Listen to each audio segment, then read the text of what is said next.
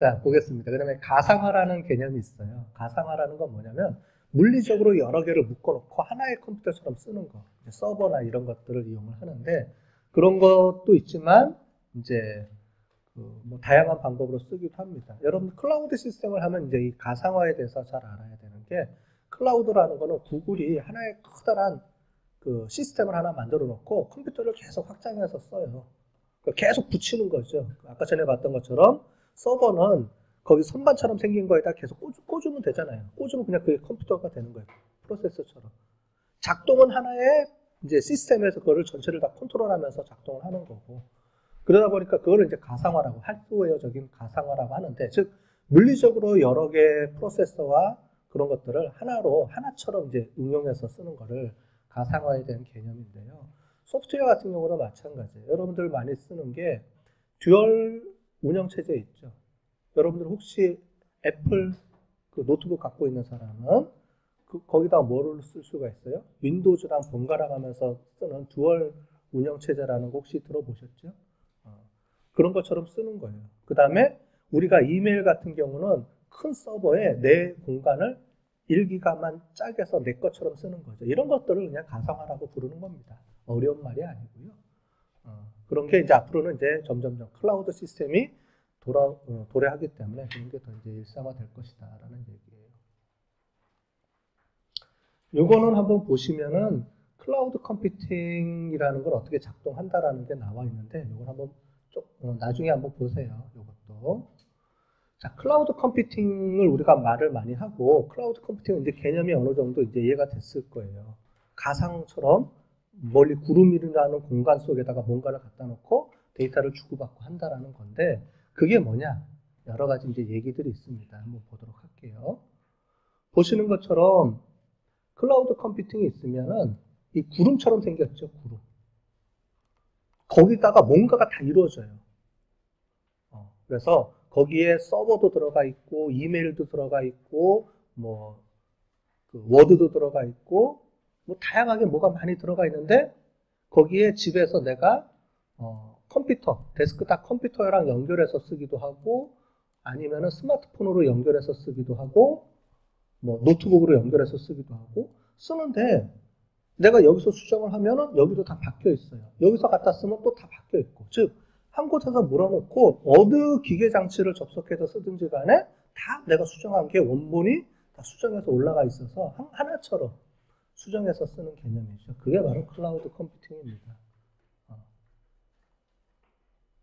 그래서 그걸 뭐라고 하냐면 싱크로나이즈 한다 그래요. 그래서 내가 수정한 데이터와 서버에 있는 데이터가 항상 수정돼서 어느 곳에서 접속을 하더라도 항상 최신 버전을 같이 공유해서 쓰는 개념. 그런 개념이 클라우드 컴퓨팅인데 클라우드 컴퓨팅을 그래서 크게 세 가지로 합니다. 이 용어는 많이 써요. 여러분들이 회사 가면 이런 용어들 무지 많이 들을 거예요. 첫 번째가 여러분들 그 컴퓨터가 없어요. 근데 가상 컴퓨터를 위에 올려놓고 쓰는 거예요. 즉 뭐냐면 자 아까 전에 클라우드 컴퓨팅은 애저 서비스라는 말을 많이 썼어요. 애저 뭐뭐 애저 서비스 뭐뭐 애저 서비스 이 얘기가 무슨 말이냐면 옛날처럼 물리적으로 내가 사는 게 아니고 가상으로 임대해서 빌려서 쓰는 거예요. 서비스처럼 빌려서 쓴다 그래서 클라우드는 애저 서비스라는 용어가 뒤에 붙습니다. 그래서 뭐를 쓰는데 뭐를 서비스처럼 쓰느냐? 인프라. 그래서 인프라 애저 서비스 그래서 이아스라고 부릅니다. 뭐냐면 컴퓨터를 서버를 학교나 회사에서 구비하지 않고 그거를 임대해서 쓰는 거예요. 서버를 안 사고 서버 공간을 임대해서 쓰는 거예요. 이해되셨죠? 인프라, 하드웨어 플랫폼을 빌려서 쓰는 거예요. 대신에 시간당 얼마를 쓰는 거죠. 또는 아니면 몇 기가당 얼마 이렇게 임대해서 쓰는 거예요. 두 번째는 플랫폼을 쓰는 거예요. 플랫폼. 말하자면 거기다가 서버만 까는 거예요. 플랫폼, 그러니까 애저 서비스 이아스는 컴퓨터 하드웨어만 깔고 내가 소프트웨어는 사서 거기다가 그냥 깔아서 쓰는 방법. 두 번째는 플랫폼 서비스는 그 위에다가 뭔가를 설치해서 그것까지 임대하는 거예요. 말하자면 이제 웹 서버도 임대해서 쓸 수가 있고, 그러니까 하드웨어도 내가 임대하고 그 위에 이런 거 좀 깔아서 내가 쓸 거야. 근데 내가 구입하는 게 아니고 뭐 한 달에 얼마씩 내가 임대해서 쓸게. 니네들이 갖고 있는 걸 내가 임대해서 쓸게. 이런 개념까지 확장되는 개념이에요. 즉 계속 확장하는 개념이죠. 그 다음에 소프트웨어 이제 서비스는 야 이런 소프트까지 좀 깔아줘. 이메일, 구글 이메일 쓰죠. 우리 학교도 지금 구글 이메일 쓰죠. 그죠? 여러분들 뭐냐면 여러분들 학교 이메일 구글 들어가서 써요. 지금 그 다음에 구글 클래스룸 쓰고 있죠. 그게 뭐냐면 학교에서 운영하는 시스템이 아니에요. 무료로, 물론 구글에서 무료로 제공해 주는 거지만 구글에서 깔린 컴퓨터에 소프트웨어가 깔려 있고 그거를 그냥 우리는 내 것처럼 일정 부분을 임대해서 쓰는 거죠. 우리 학교 것처럼. 그런 게 아까 전에 봤던 가상화라는 개념이에요. 서버를 쪼개서 여러 학교별로 쪼개서 요거는 네 거, 요거는 네 거 이렇게 해서 구분을 해서 사용하게끔 만들어주는 거예요. 전부 다. 그런 걸 가상화라는 건데 그런 개념이 이제 클라우드 컴퓨팅인데 구글은 하나만 운영하면 되죠. 하나만 운영하다가 여러분들이 접속하는 학교들마다 쪼개서 요거는 KCD 학교 거 요만큼 써. 요거는 누구 거 이렇게 쓰게끔 만들어주는 그런 개념으로 가는 게 이겁니다. 그래서 서비스까지 내가 다 쓰겠다. 아니면 서비스만 쓰겠다. 아니면 플랫폼까지 쓰겠다. 아니면 인프라까지 쓰겠다. 뭐 이렇게 보면 이렇게 나눠지겠죠. 오히려 처음에는 서비스만 쓰다가 아니면 플랫폼까지 내가 임대까지 확장하다가 나중에는 야 우리 그냥 아예 다 쓰자 이렇게 가는 거죠. 지금 많은 대학에서 클라우딩으로 바꾸려고 노력하는 학교들이 있어요. 아마 동국대가 지금 하고 있고 다른 큰 대학들이 전부 다 이런 지금 전산실을 두고 있는 시스템에서 전부 다 바꾸려고 하고 있어요. 클라우드라는 개념으로. 그런데 이게 또 크게 보면은 이렇게 나눠져 있어요. 퍼블릭 클라우드라 이거는 다른 개념이에요. 이거는 종류가 다른 겁니다. 얘랑은 다른 개념이에요. 또는 이렇게 구분하기도 해요. 인프라 이아스인데 퍼블릭 이아스냐 아니면은 사스인데 프라이빗 사스냐 아니면 퍼블릭 사스냐 뭐 이렇게 부르는 겁니다. 말을 하자면 퍼블릭 클라우드는 뭐냐면 구글처럼 모든 사람한테 다 공개해서 여러 학교가 또는 여러 기업이 같이 동시에 들어와서 하나를 그냥 나눠서 쓰는 개념이에요. 근데 이거의 단점은 뭐가 있냐면 보안이 문제가 될 수가 있겠죠. 어느 순간에 뚫릴 수가 있어요. 오늘 구글 뭐냐면 유튜브가 다운됐죠? 지금 난리 났었지 한번? 몰라? 안 보는구나. 오늘 오전에 유튜브가 다운돼서 마비가 돼가지고 난리 났었잖아 한번. 잘 모르시는군요. 왜냐면 저는 이제 이걸 하려고 이제 보니까 갑자기 안 돼가지고 뒤져봤더니 다운돼가지고 한번 난리 났더라고. 전 세계적으로 아예 구글 유튜브가 다운돼가지고. 어쨌든 그런 현상이 발생해요. 뭐냐면 유튜브는 모든 사람이 다 쓰잖아요. 전 세계에 있는 사람들이. 근데 거기가 다운되니까 다 못 써. 그런 일은 진짜 드물거든요. 왜냐하면 이런 퍼블릭 서비스는 컴퓨터가 한 개가 망가져도 다른 컴퓨터가 다 백업으로 다 쓸 수 있게끔 다 짜져 있단 말이죠. 그런데 이렇게 전 세계가 마비된 경우는 거의 없는데 드물게 이렇게 발생한 거 보니까 뭐 해킹이다 마다 뭐 이런 얘기들을 하고 있지만 그렇다는 거죠. 근데 그걸 방지하기 위해서 프라이빗 클라우드는 우리 회사 거만 우리 학교 거를 클라우드를 내가 그냥 돈 주고 개발을 하는 거예요. 그거를 우리 학교에 있는 여러 개의 기관들이 마치 우리가 구글을 쓰듯이 학교에다가 내가 클라우드를 설치해 놓고 그거를 우리 학교에 있는 여러 기관들이 같이 공유해서 쓰는 개념으로 만들어지는 게 프라이빗 클라우드예요. 돈이 많은 데는 프라이빗 클라우드를 구축할 거고 우리 학교처럼 또는 돈이 적은 그런 기업들은 퍼블릭 클라우드를 이용을 하겠죠. 당연히. 그렇게 보시면 되겠어요. 그래서 여러 가지 특징들이 있습니다.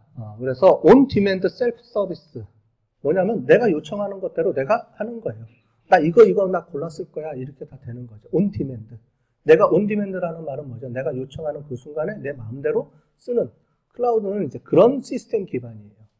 그래서 이게 속성이 있어요. 클라우드는 이 5가지 속성을 갖고 있어야 우리가 클라우드라고 얘기를 합니다.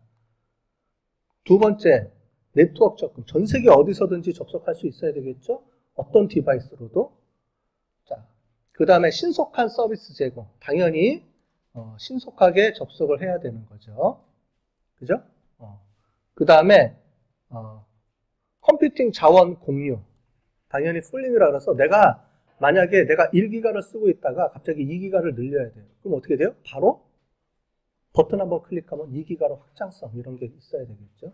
그 다음에 measure 서비스 이게 중요한 건데 이게 뭐냐면 당연히 너 한 달에 얼마 썼어? 1기가 썼어? 아니면은 쓰는 용량 단위로도 계산하는 게 있어요.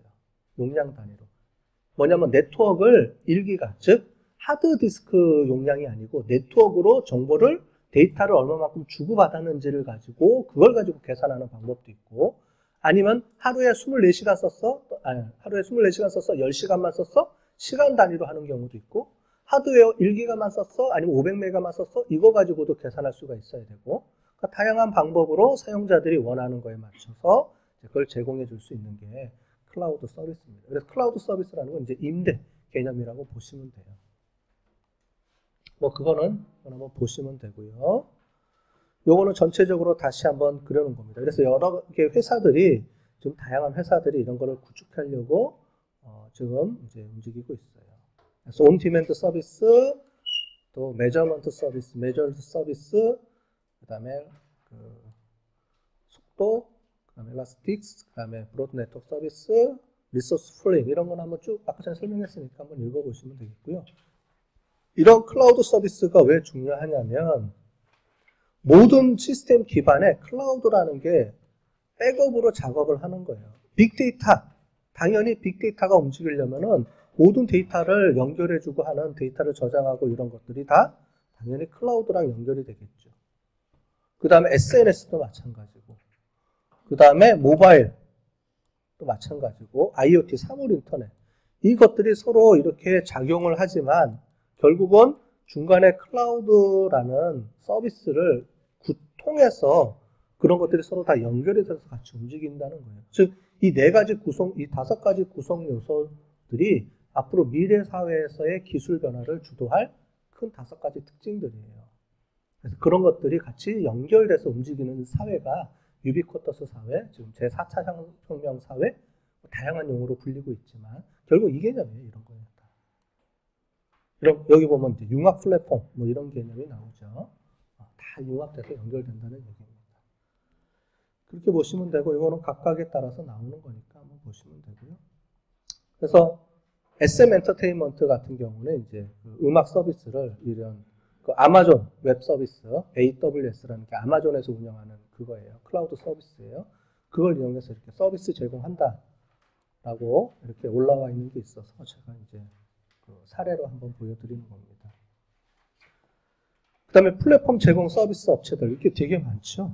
이런 회사들을 보시면 되는데 뭐 이런 걸 외우라는 게 아니고 한번 보시면 구글 어플 엔진, 구글 엔진, 그 다음에 폴스닷컴, 그 다음에 윈도우즈라는 데서 애저라는 게 있어요. 애저라는 용어 혹시 이런 거 간혹 들어봤으면 저게 클라우드를 지칭하는 거구나 이렇게 보시면 되고요. 그 다음에 아마존에서 나오는 웹 서비스에서 AWS 아까 전에 봤던 것처럼 아마존 웹 서비스 이런 경우들이 있습니다.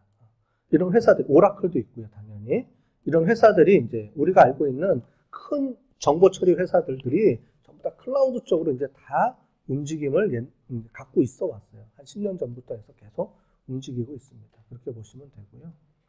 자, 이거는 이제 이게 컴퓨터를 우리가 운영하는 스택이라고 얘기하는 걸로 보면 이아스는 밑에 거를 다 어느 정도까지 우리가 커버를 하는 거냐의 커버리지에 대한 내용입니다. 한번 쭉 훑어보시면 아까 전에 얘기했던 것들이니까 한번 보시면 되겠어요. 제일 밑에 네트워크부터 시작해서 제일 위에 소프트웨어까지 그 중간에 이렇게 다양한 단계들이 컴퓨터 안에서 작용을 해요. 작동을 하는데 그거를 어느 정도까지만 우리가 쓸 것이냐에 대한 내용을 이제 좀 정리해 놓은 겁니다. 컴퓨터 용어로 어렵게 정리해 놓은 거니까 한번 보시면 되겠어요. 이런 것들이 있고요. 또 이런 것들은 IBM에서 만든 클라우드 컴퓨팅을 이렇게 구축해야 된다라는 이런 일종의 아키텍처라는 개념이에요. 이런 것들이 이제 하고 실제로 구축하려면 이런 것들을 이용해서 이제 구축을 하는 거죠. 내가 필요한 것들만 뽑아서 그런 내용입니다. 그린 컴퓨팅은 말 그대로 깨끗한 컴퓨팅을 얘기를 합니다. 그래서 탄소 배출을 억제하자라는 내용으로 해서 전력 수요도 낮추고 이제 그런 쪽을 이제 겨냥을 해서 움직이는 거예요. 그래서 페이퍼리스, 종이 없이 움직이고 뭐 이런 내용입니다. 이거는 뭐 그렇게 크게 중요한 내용은 아니니까 넘어가도록 할게요.